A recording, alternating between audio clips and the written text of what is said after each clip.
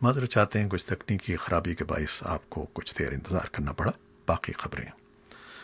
دنیا بھر میں کرونا وائرس سے متاثرہ افراد کی تعداد 45 لاکھ کے قریب پہنچ گئی ہے، جبکہ اس وائرس سے اب تک 3 لاکھ ہلاکتیں ہو چکی ہیں۔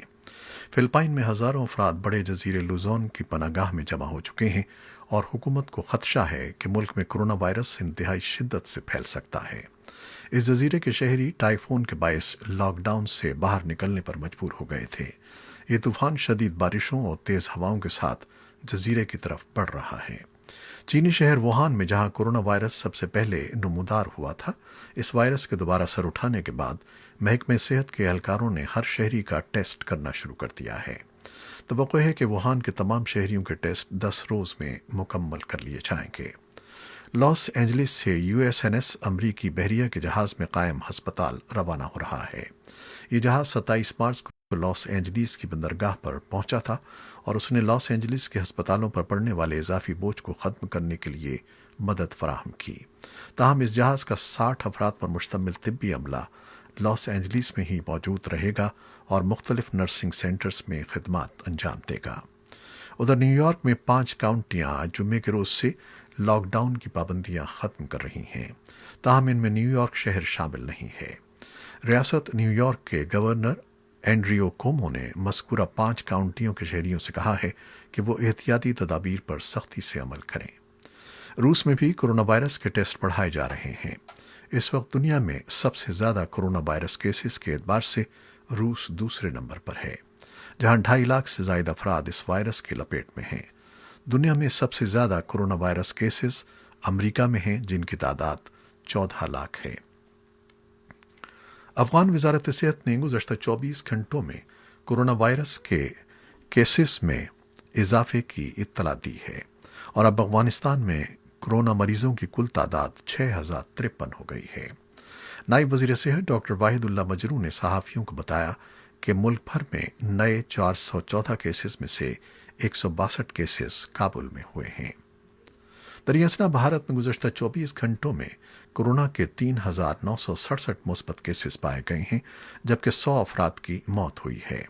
اس طرح بھارت میں کورونا کے مثبت کیسز کی تعداد 81,970 اور ہلاکتوں کی تعداد 2,649 ہو گئی ہے۔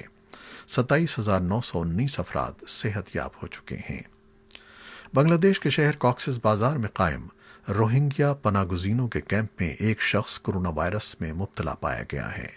اس کے علاوہ ایک مقامی شہری کا کرونا ٹیسٹ بھی مثبت آیا ہے۔ عالمی ادارے صحت کے ترجمان کیٹلین برکھارو نے news agency A F P کو بتایا ہے کہ اس واقعے کی تحقیقات کے لیے فوری طور پر ایک ٹیم تشکیل دے دی گئی ہے جو ان دونوں افراد کے درمیان ممکنہ رابطوں کا پتہ لگائے گی تاکہ انہیں کوارنٹین میں رکھنے اور مزید ٹیسٹ کرنے سے متعلق فیصلہ کیا جا سکے۔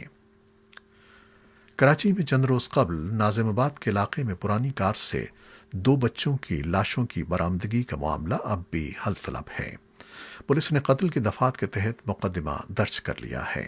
البتہ لواحقین کا کہنا ہے کہ واقعہ بچوں کی غفلت کا شاخسانہ ہے۔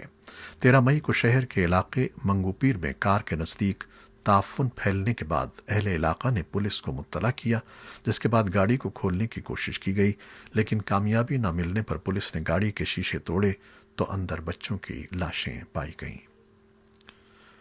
2 سال قبل خیبر پختونخوا میں ضم ہونے والے قبائلی اضلاع میں ترقیاتی منصوبوں پر کام اسی طرح سست روی اور بدعنوانی کے الزامات سے دوچار ہے جس طرح ان علاقوں کا انتظام و انصرام صوبائی گورنر وفاقی حکومت کی ہدایت کے مطابق چلا رہا تھا۔ رواں مالی سال کے دوران صوبائی حکومت نے قبائلی اضلاع کے سالانہ ترقیاتی پروگرام کے تحت منصوبوں کے لیے 26 ارب مختص کیے ہیں، جس میں اپریل کے اواخر تک صرف 13 ارب روپے خرچ کیے گئے ہیں۔ چند روز قبل ایک اعلیٰ سطحی اجلاس میں حکام نے وزیر اعلیٰ محمود خان کو بتایا تھا کہ رواں سال ترقیاتی منصوبوں کے لیے مختص کردہ 88% رقوم استعمال کی گئی ہیں، مگر قبائلی صحافی شمس محمد نے سرکاری دستاویزات کے مطابق کہا کہ صرف 50% رقم خرچ کی گئی ہے۔ وبائی امراض کی روک تھام کے امریکی ادارے CDC نے معمولات زندگی کو بحال کرنے کے لیے نئی گائیڈ لائنز جاری کر دی ہیں۔ जिसे सामने रखकर रियासतों में कारोबार और तालीमी इदारे खोले जा सकेंगे। अमेरिका में कोरोना वायरस से हलाकतों और नए केसेस में इजाफे के बावजूद शहरियों की जानिब से मामूलात ज़िंदगी की बहाली का मुतालबा शिद्दत इख्तियार करता जा रहा है। सदर डोनाल्ड ट्रंप भी कारोबारी सरगर्मियों की जल्द बहाली के ख्वाहिशमंद हैं।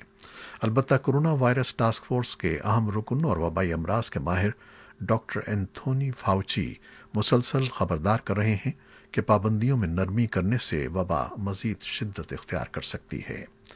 जुमेरात को सीडीसी ने नई गाइडलाइंस जारी की हैं, जिसकी मदद से अमेरिका में स्कूल, कारोबारी मराकज़ और ट्रांसपोर्ट का शोबा खोला जा सकेगा। इराक में कोरोना वायरस को मजीद फैलने से रोकने के लिए तमाम बड़ी मसाजिद और मुक़द्दस मकामात बंद किए जा चुके हैं। ताहम नजफ़ में वाक़ हज़रत अली के रोज़े और दीगर मुक़द्दस मकामात की ज़ियारत अब ऑनलाइन करना मुमकिन होगा। दुनिया भर से इराक आने वाले ज़ायरीन हर साल हज़रत अली के रोज़े पर हाज़िरी देते हैं और उसकी ज़ियारत करते हैं, मगर कोरोना वायरस के सबब ज़ायरीन को यहाँ आने से रोक दिया गया है। ये थी वो खबरें जो फेसबुक लाइव पर हमने आपके लिए पेश की। हमारी वेबसाइट पर और यूट्यूब पर भी ये बुलेटिन पोस्ट कर दिया जाता है, जहां आप इसे देख सकते हैं। खालिद हमीद को अब इजाज़त दीजिएगा। अल्लाह हाफ़िज़।